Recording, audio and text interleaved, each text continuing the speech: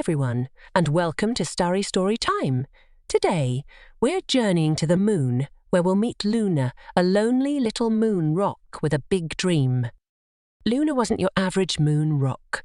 Unlike her smooth, grey friends, she was bumpy and uneven, covered in craters and cracks.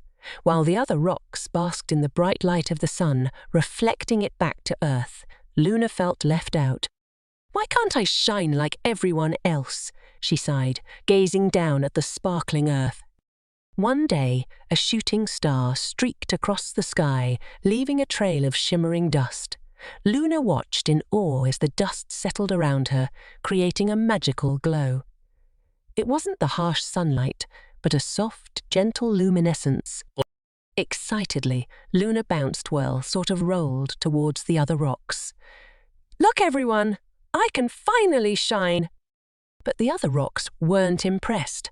"That's just stardust, Luna," they scoffed. "Real moon rocks reflect sunlight." Luna felt her glow dim. Maybe they were right. Maybe she wasn't meant to shine. Just then, a tiny voice squeaked. "Your light is beautiful, Luna." Luna looked down to see a little moon mouse, its whiskers twitching with excitement. "I've never seen anything like it," the moon mouse continued. "It's like you have your own little constellation right here." Inspired, Luna decided to explore the moon's dark craters. Using her stardust glow, she lit up the hidden nooks and crannies, revealing shimmering crystals and strange, glowing plants. The other moon rocks, curious about the commotion, followed Luna's light.